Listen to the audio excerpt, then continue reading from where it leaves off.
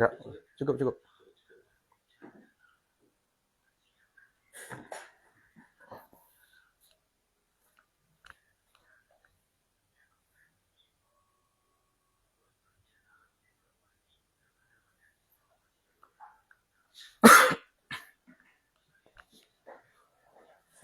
Sudah dibiasa. Ya.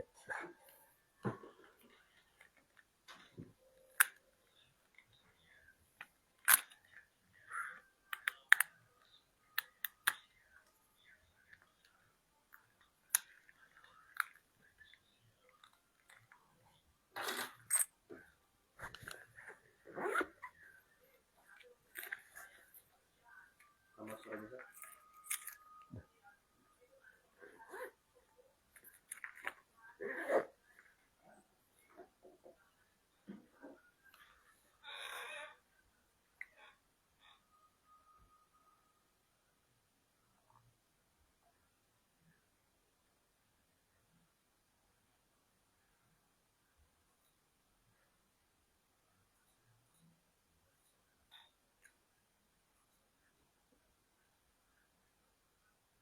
Ini topiknya saat ibadah puasa mensucikan jiwa ya.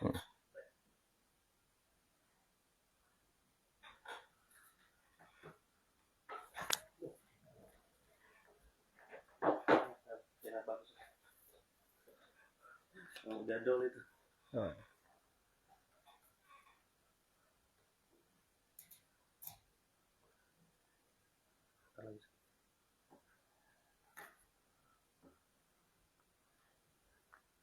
Oke. Boleh bisa. Boleh.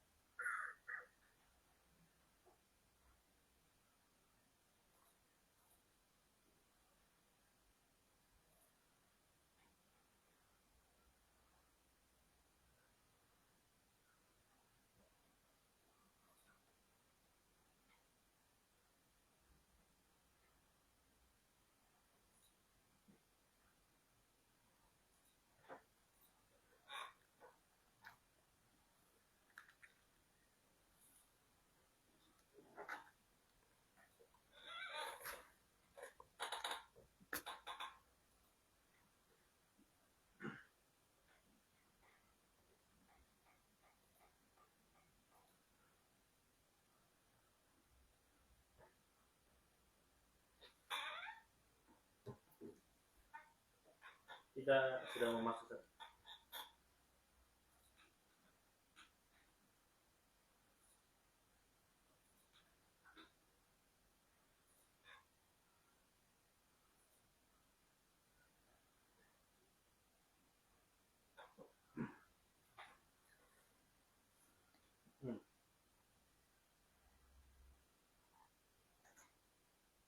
Meriahnya cahaya Ramadan di Insania FM Radio Network 100% memutarkan lagu positif.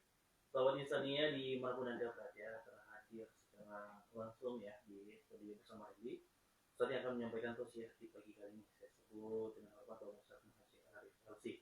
Assalamualaikum warahmatullahi wabarakatuh. Assalamualaikum warahmatullahi wabarakatuh. Iya, bagaimana Ustaz kabarnya di hari ini? Alhamdulillah. 17 hari puasa masih sehat. Alhamdulillah. Dan perjalanan Ustaz menuju studio tidak kena hujan karena mengingat tadi hujan. Rintik-rintik di jalan. Oh, rintik. Iya, karena jauh kan dari Kabila. Wah, insyaallah. Semoga berkah ya, Ustaz. Amin. Dan kita akan bersama dengan sahabat Insania Ramadan ini untuk berbagi kebaikan dan berbagi ilmu tentunya.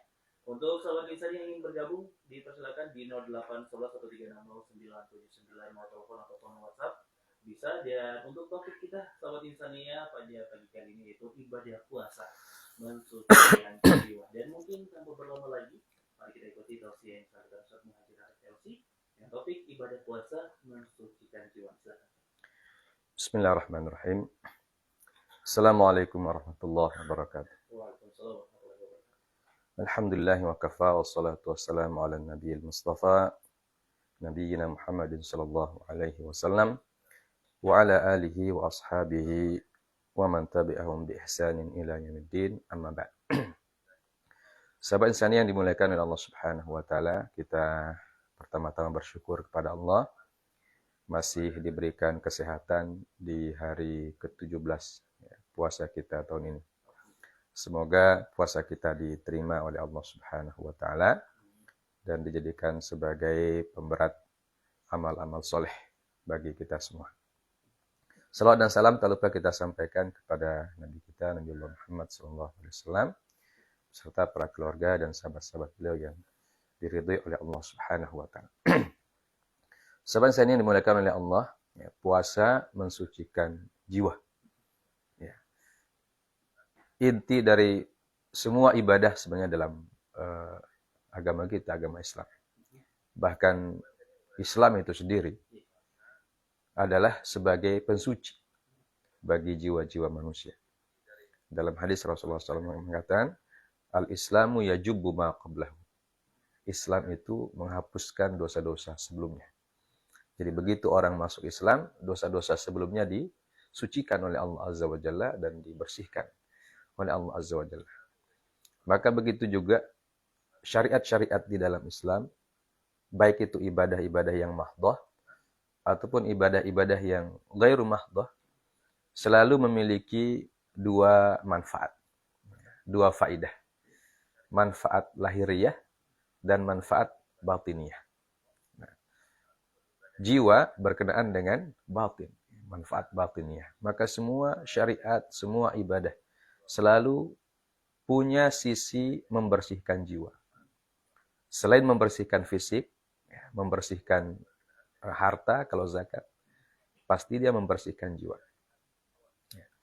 Makanya sholat saja itu membersihkan jiwa.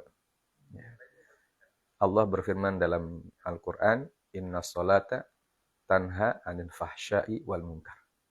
Sungguhnya sholat adalah ibadah yang bisa mencegah seorang dari perbuatan keji dan mungkar. Nah, mencegah orang dari perbuatan keji dan mungkar adalah ingin memproteksi jiwa seseorang dari berkeinginan atau berniat untuk melakukan kekejian dan kemungkaran. Itu arah batinnya.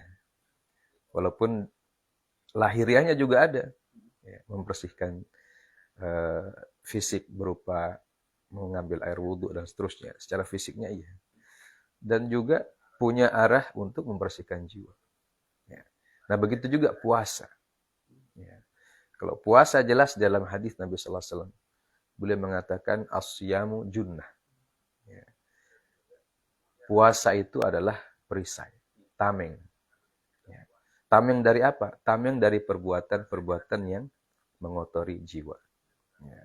Makanya ketika orang berpuasa kata Nabi, fala yarfuth wala yaskhab. Ya. Contohnya, kalau orang itu puasa jangan melakukan rafath. Apa artinya rafath? Rafath itu adalah mengatakan kata-kata yang kotor atau keji. Secara fisik, kata-kata kotor itu mengotori lisan, ya, mengotori mulut. Tapi juga secara jiwa, kata-kata kotor bisa mengotori hati. Ya, makanya hal itu dilarang oleh Nabi SAW ketika kita berpuasa. Ya. Selain itu juga puasa didefinisikan oleh para ulama al-imsak, ya, menahan diri. Menahan diri di sini bukan hanya dari menahan lapar, haus, dahaga, tapi yang paling penting adalah menahan hawa nafsu. Ya. Dan kalau orang menahan hawa nafsu berarti dia ingin membersihkan jiwanya. Ya. Maka tujuan utama puasa sebenarnya bukan lapar dan bukan haus itu. Lapar dan haus itu hanya bagian permukaan dari puasa. Ya. Makanya Rasulullah mengatakan kalau orang berpuasa hanya menahan haus dan lapar, ya dia tidak dapat apa-apa kecuali lapar dan haus itu. Ya, Rasulullah bersabda, kam min sha'imin laisa lahu min siyamihi illal ju' wal atash. Ya. Betapa banyak orang yang berpuasa yang dia tidak dapat manfaat dari puasanya kecuali lapar dan haus saja. Ya. Karena apa? Karena puasanya masih di tingkat permukaan. Ya. Justru yang menjadi intinya adalah bagaimana didikan dari puasa yang membuat kita mampu menahan lapar dan haus. Bisa menjadikan kita bisa menahan diri dari semua hal-hal yang dilarang oleh Allah Subhanahu wa taala. Ya, itulah inti puasa sebenarnya. Sehingga kalau kita bisa menghindari hal-hal yang dilarang oleh Allah, berarti itu adalah salah satu upaya kita mensucikan jiwa. Ya. Karena jiwa yang suci itu adalah jiwa yang bersih dari hal-hal yang berisi pelanggaran, kemaksiatan, kesyirikan, kebid'ahan, dan hal-hal yang dilarang oleh agama Allah Azza wa Jalla. Ya. Makanya puasa ini latihan untuk kita mendidik jiwa-jiwa kita. Ya, bukan sekadar mendidik perut, ya, supaya bisa tahan lapar atau haus, tapi juga mendidik jiwa secara keseluruhan. Ya. Sehingga nanti nilai puasanya nanti akan dilihat 11 bulan ke depan. Ya. Apakah orang itu berubah secara akhlak, dia lebih baik, kemudian secara lisan dia lebih terjaga lisannya. Ya, karena orang yang bersih jiwanya dan bersih hatinya itu akan menampakkan sesuatu yang indah dalam kesehariannya. Karena memang antara batin dan zahir dan batin itu tidak bisa dipisahkan. Antara jiwa kita dan raga kita tidak bisa dipisahkan. Ya, selama kita masih hidup di dunia, keduanya berhubungan terus-menerus. Ya. Makanya keduanya harus dibersihkan. Ya.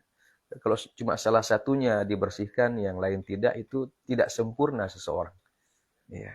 Maka kalau orang ingin dikatakan insan kamil, itu adalah orang yang kedua-dua daripada unsur dirinya itu dia bersihkan sebaik-baiknya. Baik itu lahiriahnya, dengan ibadah-ibadah lahiriah tentu. Dan setiap ibadah lahiriah, seperti yang kita sebutkan tadi, pasti berefek kepada batin seseorang. Makanya sholat, puasa juga. Begitu juga zakat. Ya, kalau zakat itu Allah Subhanahu wa taala mengatakan dalam Al-Qur'an, khudh min amwalihim shadaqatan tutahhiruhum wa tuzakkihim biha. Ya. Ambillah dari harta-harta mereka, orang-orang kaya itu, sedekah, ya, tutahhiruhum wa tuzakkihim biha. Ya, yang dengan zakat itu engkau hai Muhammad, ini ayat ini ditujukan kepada Nabi kita sallallahu alaihi wasallam. Allah mengatakan bahwa zakat itu tujuannya apa? Pertama untuk membersihkan dan mensucikan. Tutahhiruhum wa tuzakkihim biha. Ya, membersihkan harta kita dan juga mensucikan jiwa kita. Ya, mensucikan jiwa dari sifat-sifat bakhil. Kalau salah satu manfaat zakat itu kan membuat orang yang bakhil itu bisa terkikis kebakhilannya. Ya. Kekikirannya bisa terkikis. Karena orang kalau sudah punya harta, apalagi hartanya dia sangat cintai, itu susah untuk dikeluarkan. Maka zakat itu salah satu cara untuk mendidik dia supaya hatinya tidak tergantung 100% kepada harta. Dia harus dikeluarkan. Walaupun yang dikeluarkan cuma sedikit. Ya. 2,5%, 1 kali 1 tahun. Ya. Tidak terlalu banyak sebenarnya. Tapi kalau orang yang cinta harta, jangankan 2,5%. Ya. 0,5% dia tidak mau kasih keluar. Berat. Ya. Karena memang kalau jiwa sudah mencintai sesuatu itu, untuk melepaskannya susah. Ya. Makanya Allah Subhanahu wa taala memerintahkan Nabi untuk mengambil zakat dari harta orang-orang yang beriman supaya jiwa mereka tidak tergantung kepada harta, ya, dan tidak menjadi orang bakhil dan tidak memandang bahwa hidup ini hanya harta saja. Ya, begitu juga puasa. Jadi membersihkan jiwa, semua ibadah dalam Islam ini tujuannya untuk membersihkan jiwa, membersihkan hati kita dari semua hal yang bernilai kemaksiatan kepada Allah. Karena setiap pelanggaran itu dinilai kemaksiatan. Ya. Setiap kita tidak melakukan perintah Allah, berarti kita sedang bermaksiat. Ya. Begitu sebaliknya. ketika kita melakukan larangan Allah, berarti kita juga bermaksiat. Maka jiwa-jiwa yang suka bermaksiat ini yang ingin dibersihkan oleh Allah Azza wa Jalla. Ya, salah satu caranya adalah ibadah puasa. Ya. Dan ibadah puasa ini disebutkan oleh Allah Azza wa Jalla ibadah yang khusus. Ibadah yang diketahui hanya oleh Allah Azza wa Jalla. Ya, ibadah sir. Ibadah rahasia. Ya, karena kita tidak pernah mengecek atau tidak pernah mengetahui apakah seorang itu puasa betulan atau tidak. Ya. Kan tidak mungkin juga kita tanya. Dan bahkan kalau ditanya pun, ya terkadang tidak jujur juga. Ya.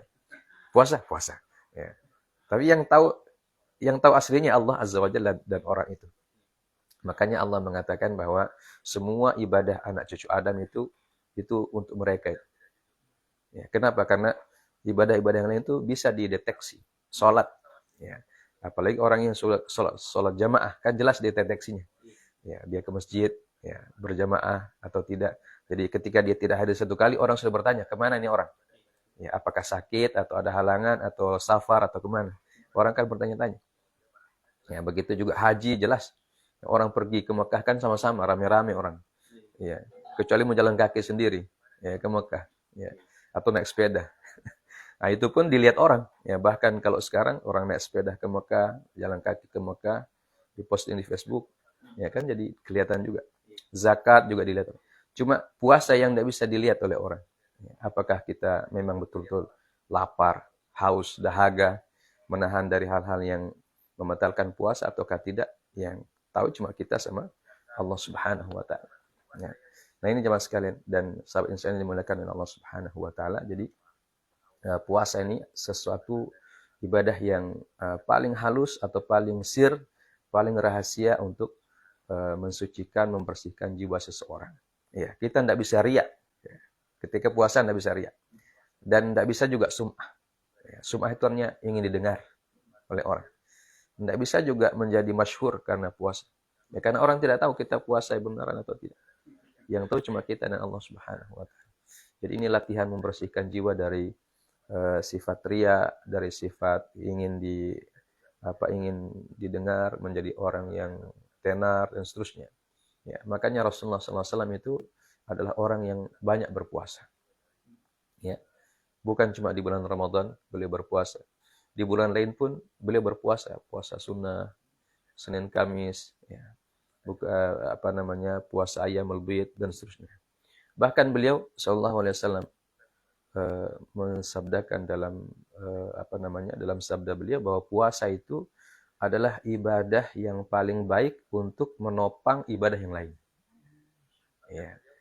Seperti ketika beliau ditanya tentang puasa Senin Kamis. Kenapa beliau puasa Senin Kamis? Ya, beliau mengatakan kalau hari Senin itu adalah hari kelahiranku. Nah, kalau puasa Kamis, karena hari Kamis itu amal-amal soleh diangkat oleh malaikat kepada Allah Azza wa Jalla. Dan saya suka ketika amalku diangkat, aku dalam keadaan berpuasa, kata Nabi sallallahu alaihi wasallam. Ya. Jadi ibadah puasa bisa mendukung ibadah-ibadah yang lain. Bahkan dia bisa mendorong ibadah itu cepat sampai kepada Allah Subhanahu wa taala. Ya, begitu juga puasa Sya'ban. Ya, puasa Sya'ban disebutkan dalam hadis Nabi sallallahu alaihi wasallam bahwa Sya'ban itu adalah bulan yang sering diabaikan atau sering dilalaikan oleh manusia. Ya. Padahal beliau mengatakan di bulan Sya'ban itu amal-amal kita selama 1 tahun diangkat oleh malaikat kepada Allah Azza wa Jalla. Ya. Maka aku, kata Nabi sallallahu alaihi wasallam, suka kalau ketika amalku diangkat, aku dalam keadaan puasa. Ya.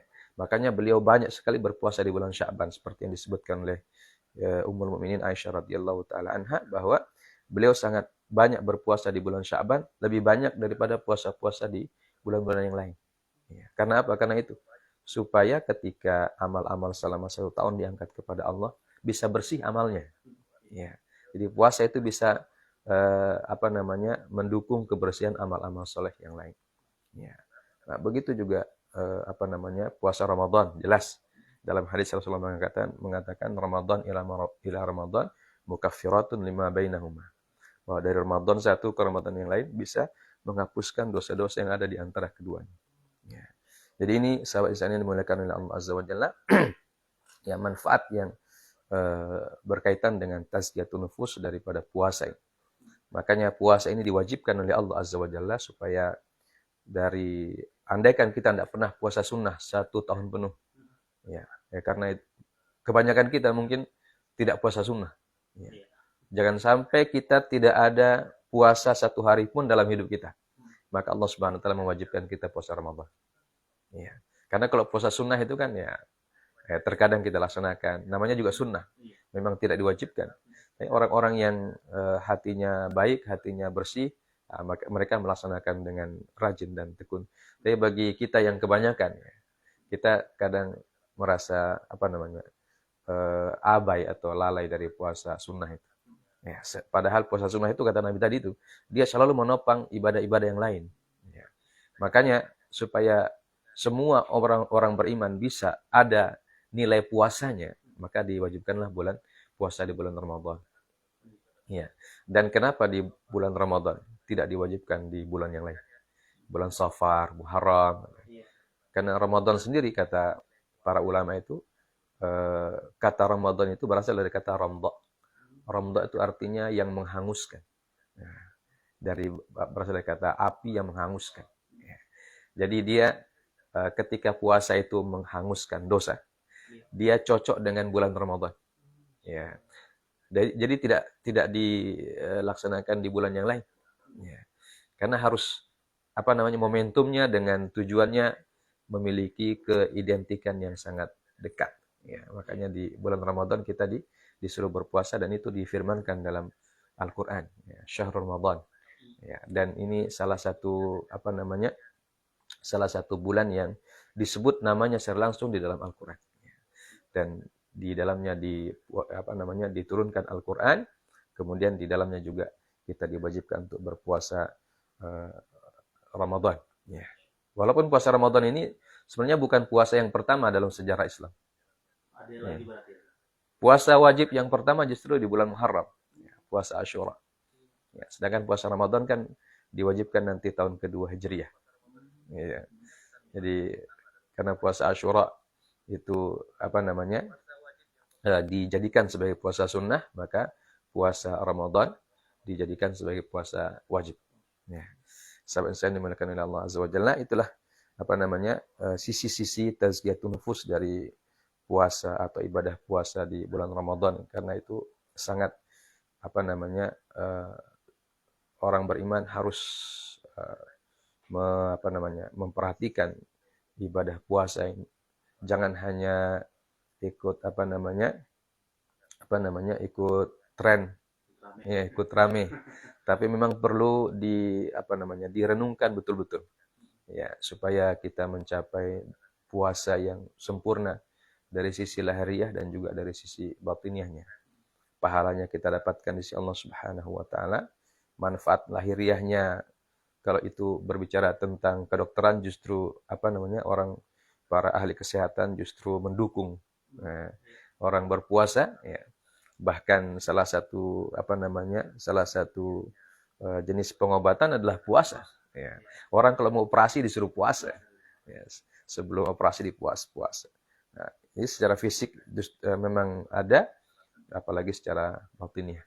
Iya. Ya. Kita ke yang bertanya dulu. Iya, silakan. WhatsApp kami. Dan untuk sahabat Insania yang juga ingin bertanya, silakan di 0811 1360979. Bisa telepon langsung ya di WhatsApp kami ataupun telepon biasa. Dan ini juga masuk lewat chat WhatsApp kami.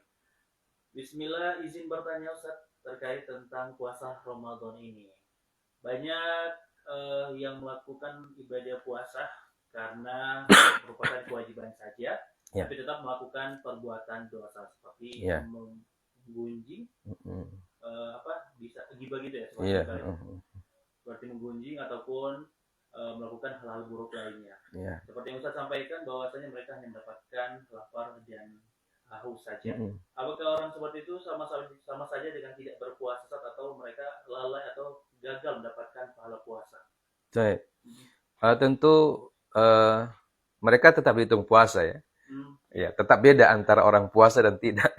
Ya, tetap hitung puasa dan puasanya tetap sah. Ya, secara syariat tetap sah karena dia tidak makan, tidak minum dari sejak terbitnya fajar sampai tenggelamnya matahari di waktu maghrib.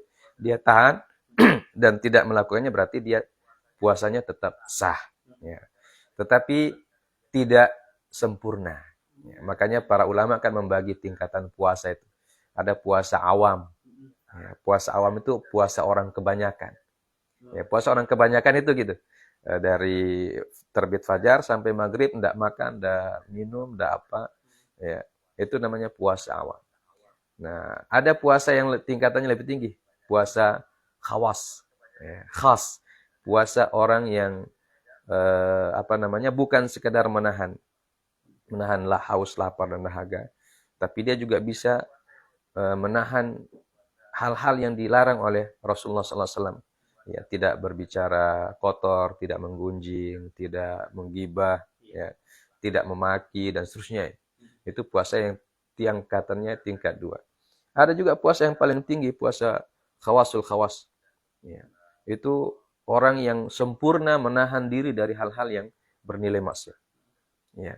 Dia ada orang atau tidak ada orang di bulan Ramadan atau di luar bulan suci Ramadan, dia mampu menahan dirinya. Ya. Itu puasa khawasul khawas, puasa tingkat yang paling tinggi. Dan itu sebenarnya menjadi tujuan kita. Ya. Nah, walaupun puasa awam juga tetap dinilai puasa. Jadi tidak berarti orang kalau menahan diri, lapar, haus, kemudian tapi tetap menggunjing, ya tentu menggunjing tetap berdosa. Ya. Tapi dia secara syariat tetap dikatakan sebagai orang berpuasa. Ya, tapi berpuasa dan nilai pahala puasanya bisa terpotong karena dosa-dosa itu. Ya. Makanya itu Rasulullah SAW mengatakan kalau kamu berpuasa, jangan sampai puasamu itu yang kamu sudah usahakan dari pagi atau dari terbit fajar itu tercoreng dengan perbuatan-perbuatan lisan, perbuatan tangan dan seterusnya itu. Nah, makanya dilarang oleh Nabi SAW supaya puasanya sempurna dan bisa menyentuh bukan cuma lahiriah. Kalau lapar itu kan lahiriah, ya, haus itu kan lahiriah. Supaya dia bisa menyentuh juga sisi-sisi batinnya seseorang. Ya, makanya kita kita sebutkan dalam tema itu puasa itu harus bisa mensucikan jiwa. Ya, bukan hanya lapar dan dahaga itu, tapi mensucikan jiwa. Walaupun tetap orang yang berpuasa secara syariat tetap dihitung puasa. Artinya dia tidak berdosa dari sisi puasanya itu. Ya, kewajibannya tetap gugur. Ya, tapi pahalanya tidak sempurna. Ya, waliyadzubillah min dzalik. Jadi kalau bisa dibilang juga orang yang mendapatkan puasa nih, tapi karena dia nggak mau cepat lapar, nggak mau cepat haus, jadi kurang beraktivitas. Mungkin aktivitasnya banyaknya di tempat tidur, Sat. Ya. Tapi masih terhitung puasa itu, Sat. Ya, orang puasa boleh tidur, ya. Tapi jangan sampai tidur terus. Pagi, siang, sore tidur. Nah, hanya ibadah yang lain dia tidak bisa kerja, ya kan? Sedangkan puasa itu ya aktivitas tetap biasa saja. Ya. Orang ke kantor ya ke kantor, silakan. Orang yang mau membaca Al-Quran, tilawah, ya mau belajar, sekolah, enggak apa-apa orang puasa. Kalau cuma tidur terus ya mungkin alasannya supaya daripada gibah gitu kan, daripada menggunjing lebih tidur. Ya, tapi tetap kalau dianggap puasa ya puasa. Ya, tetap juga dia nggak puasa. Yang penting dia tidak makan. Karena banyak anak muda ya, habis tarawih kan udah ngumpulin sama teman-teman, terus nunggu sahur, jadi udah nggak tidur. Tidurnya nanti subuh, kemudian bangunnya nanti udah siang, sore. Justru sebenarnya agak keliru gitu. Seharusnya orang puasa itu dia cepat tidur malam. Nanti malam-malam sebelum sahur dia bisa bangun sholat. Ya, sholat lail atau sholat tahajud lagi kalau dia mau. Kalau hanya sekedar cerita yang tidak ada, justru nanti kalau ceritanya melebar kemana-mana jadi penggunjingan juga ya. Jadi menggibah juga, jadi menceritakan orang juga. Jadi sebaiknya setelah sholat tarawih segera tidur, biar nanti bangun sahurnya cepat. Nah, sebelum sahur bisa sholat beberapa rakaat ya untuk sholat tahajud atau sholat lainnya. Ya. Kita ke pertanyaan selanjutnya nih. Ya, silakan. Ini ada juga yang bertanya, Bismillah, izin bertanya juga Ustaz, terkait tentang orang yang di mana puasa di siang hari seperti pada umumnya, tapi di malam hari dia melakukan kemaksiatan. Apakah pahala puasanya berkurang atau tidak, Ustaz? Iya, berkurang juga. Jadi punya pengaruh juga, Ustaz. Ya, Kalau kita pengaruh. puasa siang, Ya, karena berikutnya siang dan malam kan satu kesatuan ya, iya, satu kesatuan. Makanya kita taruh di malam kan untuk menambah pahala puasa taruhnya kan. iya. Ya, kalau taruh menambah pahala puasa berarti bermaksiat juga mengurangi pahala puasa. Ya, jadi sama saja. Makanya siang dan malam jangan sampai bermaksiat. Ya, jadi kalau ada pemahaman kita tidak boleh bermaksiat ketika kita puasa di siang hari, kemudian malam hari boleh. Ya, itu justru tidak benar pemahamannya kan. Orang puasa itu dia menahan diri dari semua hal-hal yang dilarang oleh Allah, baik siang ataupun malam. Ya, dan itulah nilai puasa sebenarnya, membersihkan jiwanya dari situ. Ya, apakah di siangnya dia bisa, kemudian malamnya tidak bisa, ya, berarti belum sempurna dia pembersihan jiwanya. Ya, jadi kalau malamnya di siangnya bisa, seharusnya di malamnya juga bisa. Ya, karena menghindari kemaksiatan di malam hari lebih gampang ya, karena orang kan waktu tidur malam itu. Ya, jadi orang tidur kan tidak bermaksiat deh. Nah, kalau siang hari kan ya memang bukan waktu tidur ya, waktu kerja.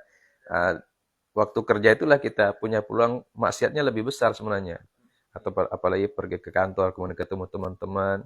Nah, kalau bahasa kita bakar lota itu sudah mulai kan. Ya. Nah, kalau malam kan kita cuma di rumah, ya, habis tarawih sudah capek tidur.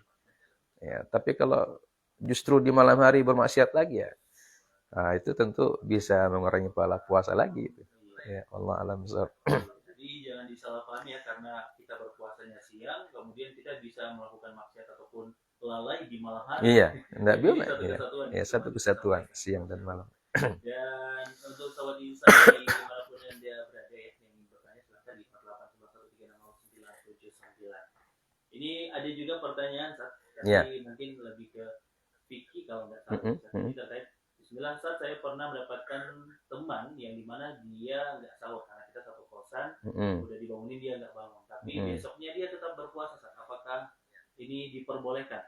Oh iya, boleh ya, karena sahur itu kan hukumnya sunnah.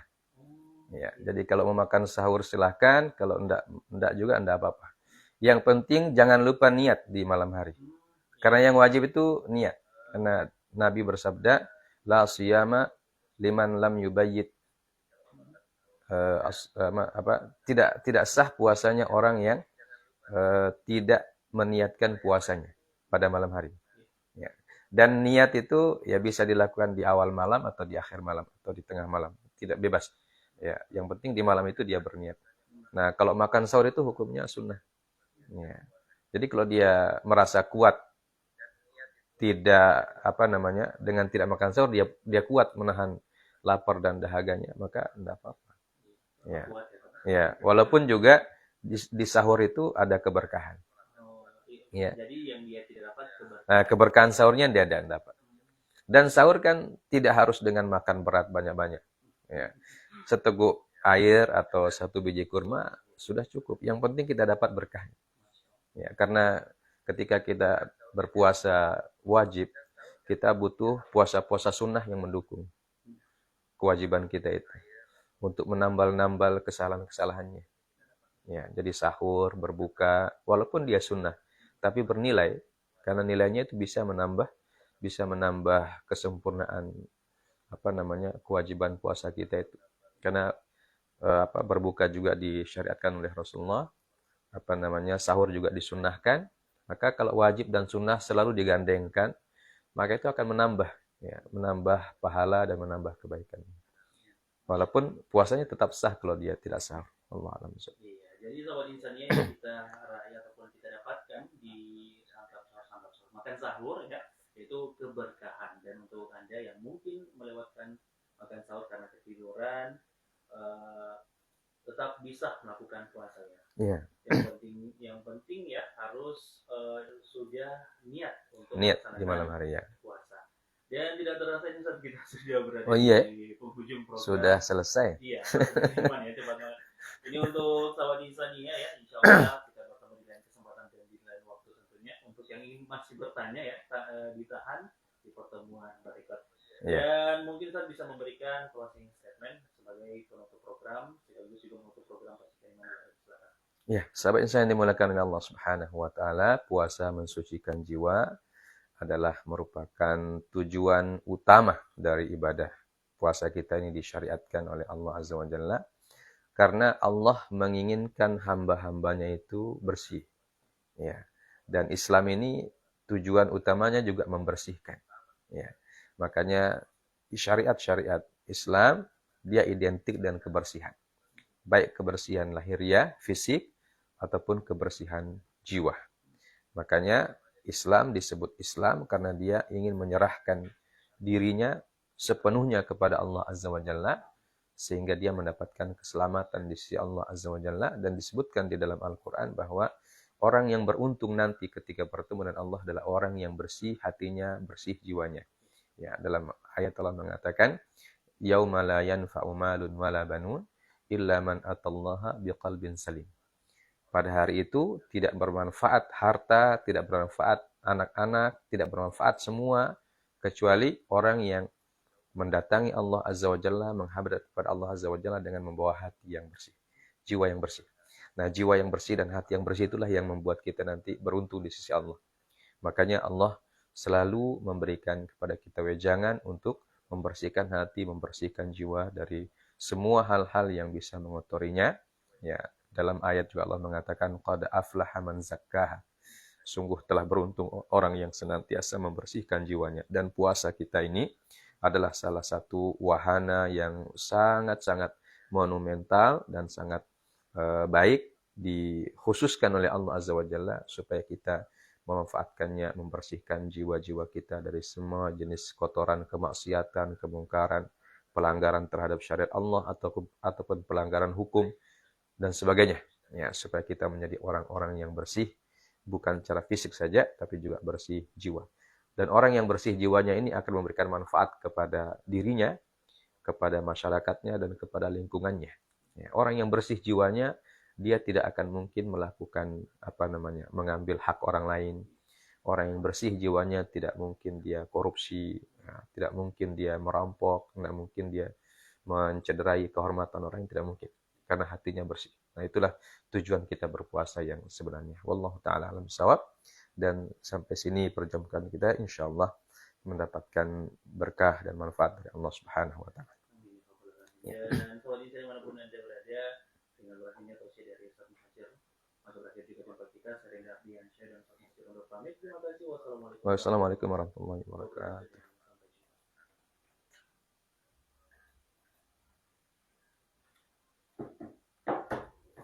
Alhamdulillah.